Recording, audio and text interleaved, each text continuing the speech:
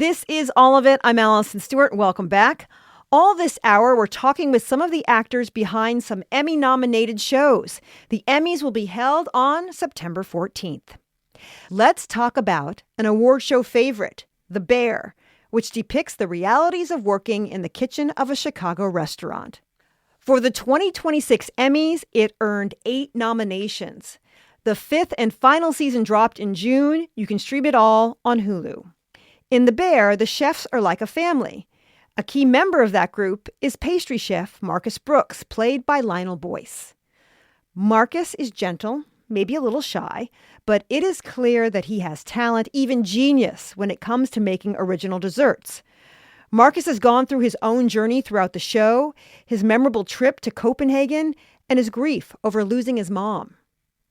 I started by asking Lionel Boyce about when he first heard about The Bear. I heard about it, was that maybe 2021, because we shot the pilot in 2021, so I think it was maybe February. I'm impressed with my memory. It was February 2021 that I got the pilot script, I read it, and I sent in an audition tape. What interested you about your character, Marcus? I think I immediately had an entry point where it felt like a person that I knew I understood. It was something about it. I first fell in love with the pace of the pilot, the way it was written. You can feel the tone. It was palpable. And I was like, wow, this is really cool. It was hard for me to watch at first. I was like, I got enough stress in my life. Yeah. Well, that was the thing. It had such a quick tempo with the script, but we didn't know how Story was thinking about it visually because obviously the pilot hadn't been shot. So it didn't have that intensity of the edit with the music and the sounds. Mm-hmm. So you're just reading like, wow, this feels quick. This is cool. And then I remember after we shot the pilot, maybe a couple of months later, they sent us the finished pilot. And you're like, wow, yeah, this is cool. It's very it just grabbed you. And you're just like, yeah, this is a lot. But I love roller coasters, so I'm with it. What was a moment when you knew that it hit? When you realized this show is more than just a job you show up for? I think the cool thing about the show, it was pretty instantaneous. The way we shoot it and it comes out, it's within almost the same quarter. It was like we shot it in the winter and it came out in the summer, where it was just so immediate. And with season 1, I remember memes started popping up, and you know that, okay, that it's like crossed a barrier, and it was watching a wildfire grow where you saw like 1 or 2 memes, and then the meme pages you follow start to post memes, and we're just sharing it in a group chat. You're like, wow, Jeremy's face is everywhere. And then within like 2 weeks, it's like everyone's watching the show, everyone's talking about it, and you're like, wow, I've never been a part of something, that's reached that critical mass and reached something that big that fast. How was Marcus originally described to you? Marcus was described as, I don't remember. I remember talking to Chris about it, and he mostly just talked about he's the pastry chef and where he wants him to go, which was season 4, where he's like, he's going to become one of the best pastry chefs in all of Illinois. And I remember that was cool. And we mostly just talked about just the his creativity and just like, and we talked about like our love of pastries and my favorite donuts, desserts, and XYZ. It wasn't much about his personality. I think it was just like, he's cool. He's a cool everyman kind of guy. And I think through the scripts, you just really got a sense of who he was more than it was the description up top. What has been your understanding of how Marcus has evolved over the course of these 4 or 5 seasons? That's good. I think my understanding of it is how your relationship to something you love evolves with the external forces of the inevitable changes that come with life. I think the point of life is to experience and understand temporary. So it's like, how do you hold on to something that you want to be permanent as everything is temporary around you? I was fortunate working with Courtney Storer, who's an incredible chef, and the culinary producer, Malcolm Livingston, who's... They have a culinary producer? Yeah, we have a culinary producer. Love Courtney that. Storer. Yeah. And Courtney Storer and Maddie were really instrumental, especially in the beginning, where we leaned on them a lot because they had so many stories, so many specifics where if you had any insecurity about like, how do I hold this, or what's like the physicality of this, they're like, yeah, this, or they just give you a story. And it was just a way to keep us out of our heads and like focus on like the character and the story as opposed to like, can I do this? But it also helped us because it was just a place to train. And like, I want to work on specifically like understanding this. How do you do this cutting or XYZ? But I say that I worked with Courtney throughout every season. And then season 3, I believe 3 or 4, worked with Malcolm Livingston, who's this incredible pastry chef who I feel is like a guru of creativity in this way where it was so many isms about like life and approach to creative practice where I think before meeting him, I understood baking as science. And it's just that everything is precise. And he took science and turned it into magic to me, where he's just all creative and creative expression. It's a place where he's a heart in a steel cage. And I'm like, that's so cool. And it was, so I got so many things from him, just from like the times of talking to him and just as he's teaching me how to do these simple things, I'm like, wow, like this relates to actually what I'm working on outside of this. It's interesting with the culinary producer and all of these experts you talked to and helped you learn the craft of baking. What is something that you didn't know that now you know about baking? Like holding a whisk or about egg yolks, something that just sort of blew your mind. I think it's so much of it's like it's similar. I came from a sports background, and a lot of sports is about the physicality, like putting yourself in the right position.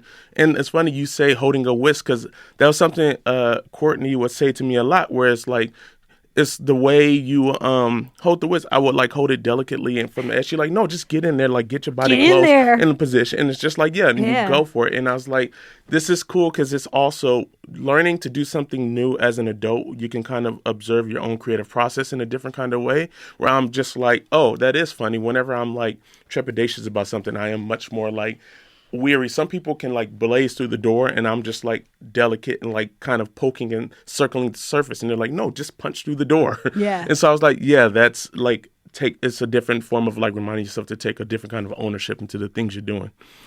My guest is actor Lionel Boyce, who plays Marcus Brooks, the pastry chef of The Bear, the restaurant on the show. This is a nice text we got from somebody. It says, I love Lionel Boyce. Marcus is my favorite character on The Bear, entirely due to his touching portrayal. His performance has brought me to tears more than once. Oh, that's cool. That's awesome. That makes me feel so great because that's what I think. Everything we do, we hope it connects. And getting a text like that, for a second, I was worried it was a text from someone I knew and I didn't know what they were going to say. But that's much better. It's interesting because Marcus does have to deal with grief on this show, the loss of his mom. What does that mean for your character in this show? I think it means a lot of things because I think season 1 he's carrying this thing internally that we have no idea of. We're just seeing an explosion happen in this thing that he'd been feeling disconnected. It's like it was a cog that caught a wheel where he's like, oh, I have an outlet for these things that I've been taking care of my mom's in this debilitating state. And every day he's leaving the restaurant, he's going home to take care of her. And she's reached a point where she's nonverbal anymore. In season 2, you really see that relationship and you see what it means for him, the fear of taking up space for himself. He'd become comfortable being the one where he forewent any of his dreams, any of these things for stability.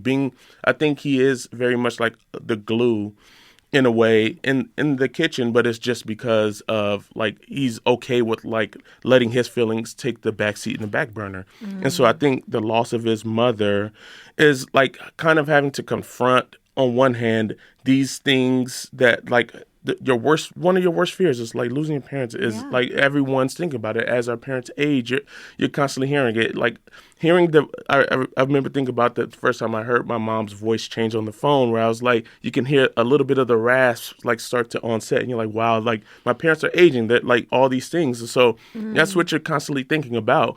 And I think for him, so on one hand, he's faced this worst fear that everyone reaches. And then on the other hand, it's like all of this time that was allotted to her has come back to him. So it's about what do you do with it? And he has a place to focus it. So it's like taking up space for himself and allowing himself to, he has a goal, something to go for. And he understands what it takes by being around Carmi and Sid and Luca and these people who will kind of act as guiding forces and showing him what it is that he wants to achieve and how to get there. So I think it's a left and a right hand and learning how to use both.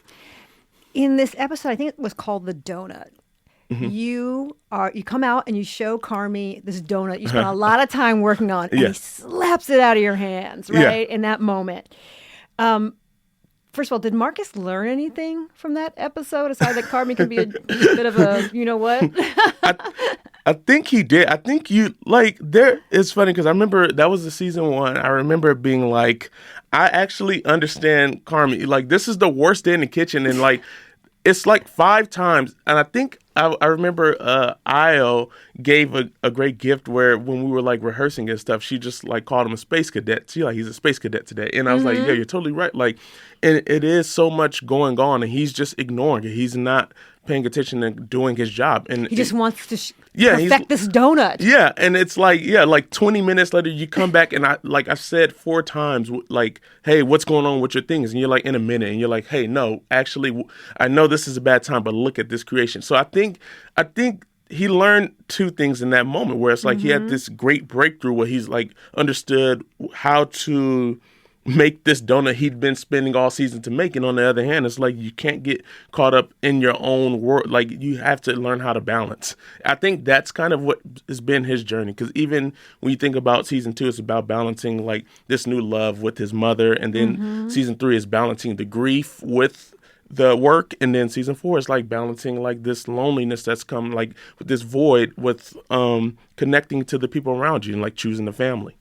Lionel, when you heard that you had to go to Copenhagen for that specific episode, it was directed by Rami Youssef, who's a great guy. Yeah. And you had to, so Marcus has to go study underneath another chef in Copenhagen. It's culture shock in the best way. You're living on a boat.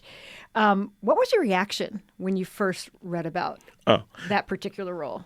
It was both awesome and terrifying because it's like no, they didn't say anything before, and you're reading the scripts. They we're fortunate we get all the scripts at once, so I get to episode 4 and I'm reading it, and then just like, oh yeah, it starts in the kitchen, cool, and then it's like it focuses on Marcus, and it's like, oh, and it keeps going by page 16. I'm like, it's only been Marcus, okay, it's only okay, Marcus. And so you're like, this is cool, it's exciting because you like this is also part of it. I love traveling. You're like, oh, we get to go to Copenhagen to like shoot this episode, and then you're like, oh yeah, it's only me, and it's only I didn't know Will Poulter at the time, but I'm just like, this is a person who, as a fan, I've been a fan of, and I just know he's a great actor and stuff. So I'm like, you're just like wrestling with all the like the natural doubt insecurities that come with that, where you're like, well, I don't know, I haven't done anything like this. This is rise to the occasion. I don't want to be the one to let the show down by not like executing and delivering on my behalf. So I became worried about it, but it was very exciting at the same time because I was like, wow, like I think everyone's trust in me to believe that I could do that is like I was very appreciative and warmed by. I loved watching you and Will Poulter in that scene because you're not necessarily facing each other. You're facing outward and you're having this deep conversation and you're working at the same time, but you're not really looking at each other. It was really interesting. Someone told me a funny thing where they said the way that men express emotions is side by side, not looking at each other, looking out at something. And I'm like, it's totally true. I think about all the time where I make a new friend and we're like doing an activity and it's like mumbling words and then eventually it's a cog that catches a wheel. So yeah. Did you find that Marcus, when you played Marcus, does he come back as a different person after that trip? 100%. I think that's it's the first time he never left Chicago. He'd never been on his own. It's like kind of a, it's not necessarily an ego death. It's just like, I think the walls of the ego like fall down and you're like, oh, I didn't know I can expand. It's like you didn't, where he assumed the walls where he's like reaching, like, oh, it's like further away. So he's like, it's possibilities are open. He's like, there's a person I could be that I never considered before. What are you thinking about as the show enters its final season? What went through your mind as you were shooting? Like, this is the last time we'll do this. Yeah, I think that was exactly. I tried to always be aware of the present and what's happening, and I just kept thinking about. It just makes you realize how much time has passed more than anything. Where I was like, wow, we shot the pilot 5 years ago. This is. I didn't go to like a college. I didn't go to 4 years. I went to a community college for a year and a half, and then I stopped to. And I found this track, which has led me to the show. So I never really experienced that feeling of graduating high school except for graduating high school. And so this industry is very much built around like kind of everyone's freelance. So it's like you finish a job and it's free fall till you find the next one. Mm-hmm. And with that comes the understanding of nothing will ever feel exactly like the previous thing. Good, bad, or whatever, they're all singular feelings. And even if it's parallel, some might be more successful than others. You'll never replicate what this was. And I understand that, and it'll constantly redefine itself throughout my career, but I've just been trying to be very present, just like I'll absorb it all so that I can at least have it in my memory and I can recall as much as possible. That was actor Lionel Boyce reflecting on his character Marcus Brooks in the final season of The Bear. It's now available for streaming on Hulu. Next, we'll finish the hour with the Emmy-nominated Julianne Nicholson and her co-star Thomas Dougherty on the second season of their show, Paradise.